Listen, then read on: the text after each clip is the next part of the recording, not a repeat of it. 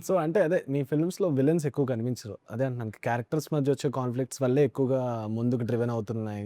నేను కానీ చాలా మంచి మనిషినండి. నాకెప్పుడు మంచి థాట్స్ ఒస్తాయి.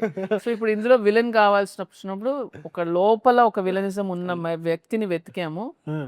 దట్ ఈస్ ఈయన వసంత్ దొరికారా? మరిగంటి. బయట నుంచి చూస్తే ఇప్పుడు సమంతకి ఎట్లయితే 2 షేడ్స్ ఉంటాయి వసంత్‌లో గూడా ఇది బయటి షేడ్. లోపల రైటర్ లోపల ఇంకొక షేడ్ ఉంటుంది వసంత్‌కి. హ్మ్. నా ఏ యాంగిల్‌లో నాకు అలా అనిపిస్తుందని నాకు అర్థం కాదు. No but but I mean కథ డిమాండ్‌ని బట్టి ఐ థింక్. మనలో మీరు చెప్పారు యాక్చువల్‌గా నాకు ఫస్ట్ బ్రీఫ్ ఇచ్చినప్పుడు మీలో ఉన్న ఒక క్రూరత్వాన్ని బయటికి తీసి మరీ రాయి విలనిజం.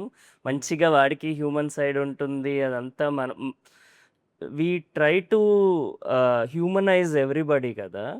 సో, సమ్‌టైమ్స్ అది అవసరం ఉండకపోవచ్చు. కొందరు villains there are bad people in this world అల్టిమేట్‌గా. హ్మ్. సో, నీలో ఉన్న ఎక్కడో ఉన్నది అది బయటికి తీసి అప్పుడు రాయి అప్పుడు అని చెప్పారు. అప్పుడు యాహ్! ఇది చేశానన్నమాట నేను. యాహ్! ఓకే. తీసుకున్నా.